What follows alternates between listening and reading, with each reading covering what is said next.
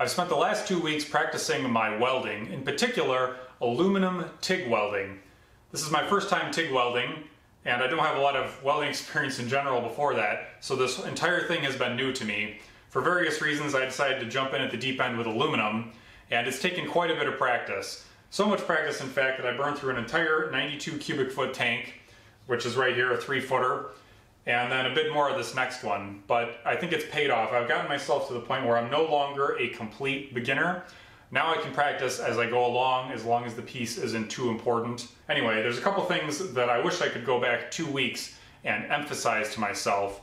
There's a lot of good videos out there, places like weldingtipsandtricks.com. They've been very helpful. Thank you to all the people who've made those. But there are just a couple things which really tripped me up.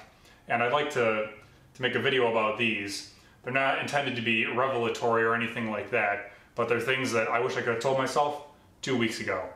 One of the trickiest things for me was getting the puddle started.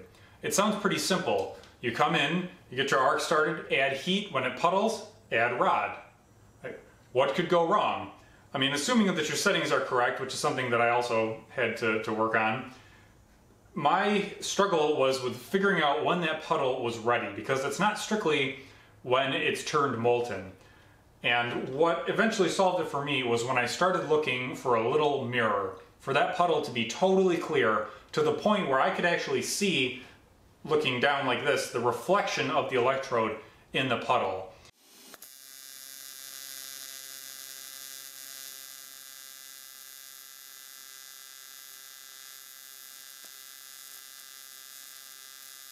For me, once I started looking for that little mirror, where it's puddling, some of the oxides are floating around, once they clear out and I can see the bottom of my electrode, I add rod, and that has helped me out a lot. It went from a complete hit or miss operation where you're crossing your fingers and sticking the rod in there to pretty much every time being able to get that arc going, that puddle going.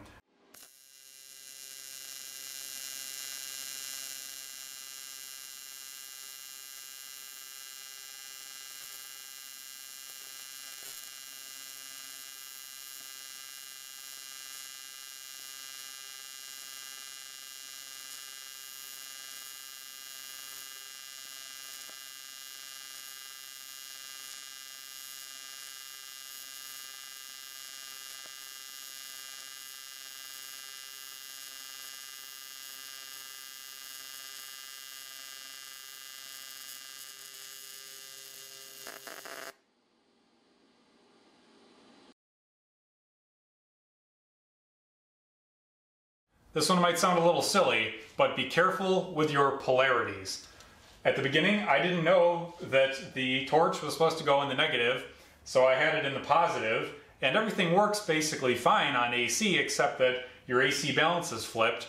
And the thing with AC balance, of course, is that when some people quote numbers, they're quoting like a 30% AC balance as being electrode negative, and some people mean it as positive. Some people start it, by people I mean manufacturers, some start at 50 and then it's relative to a 50% up and down. I think the most important thing is to figure out what too much AC balance looks like.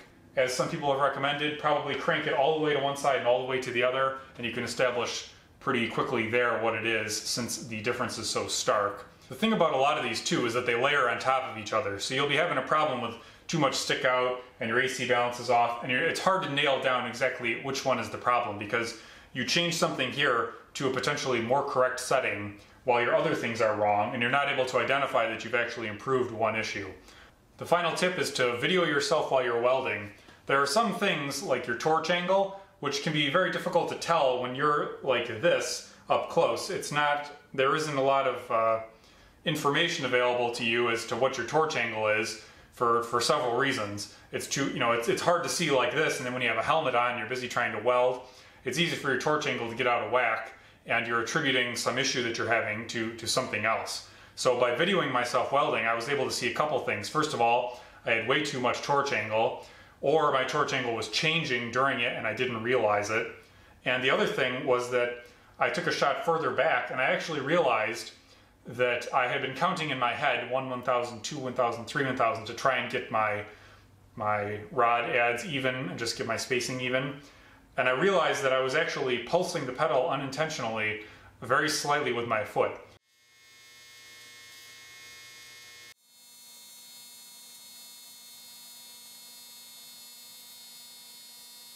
Some people will pulse it on purpose and get good results. I was not doing it on purpose. I didn't realize until I watched this video, and it's one of those things in your brain, right? Two regions are next to each other or something.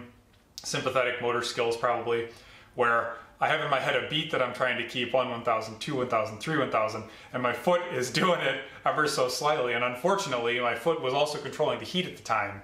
So there's just little things like that that you may figure out eventually, but you can figure them out a lot quicker by watching yourself and saying, what am I doing? This section is going to be some bonus tips. This is the foot pedal for the AHP welders, and some people have complained about it sliding away from them when they push on it. So what I did was I screwed it down to a board like this, and that just keeps it from scooting away because your heel is on here. But as you can see, when you first start out, or at least when I started out, I would just sort of put my foot on here and I would push it down. The problem with doing that, of course, is that my toes are on here, so it changes the way that you have to push. And if your foot is like this, these are actually steel-toed safety shoes. Sometimes my foot would be here and it would get caught just a little bit under the lip. Something would get caught. Anyway, it wouldn't come up quite as easily or as smoothly and cause problems. So what I did was I just added a little strip on the back here, and that allows me to slide my heel back without looking at it and get my foot in exactly the right spot every time on here. Sort of a registration, if you will. And that has pretty much solved any foot pedal issues that I have. My final bonus tip, which is becoming longer than the original video, is about practice material.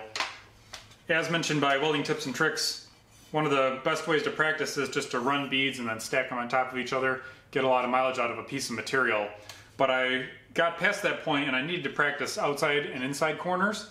And what I settled on for this was to cut up some old trailer ramps that we had. I don't know where we got these things, we didn't make them, but they're all made out of 1/8 inch thick aluminum rectangle tubing.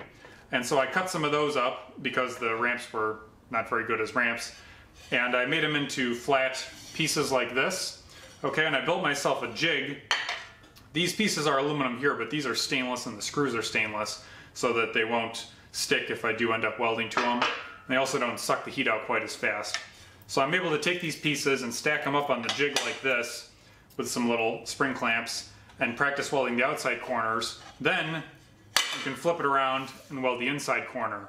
But the thing that really made this useful for me was that now I can take this on the table saw and simply cut out this inside joint. So I start off with a large piece. It's big enough that it doesn't heat up too fast and cause other problems like that. Big enough you can hold onto it easily.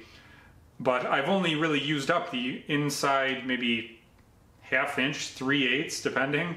So you rip that off on the table saw and you've got two fresh edges. Take off the rough bits and you can mount it back up on your jig. I've done these, this is the 3rd time around that I've done these. So I've had 9 sets of practice already. Some of them, like this, are starting to look acceptable. So there you go, I hope that was helpful. These were things that I wish I could have heard myself, so I feel like it's my duty to give back to the community since they've helped me out and hopefully save someone else some time. Thank you for watching.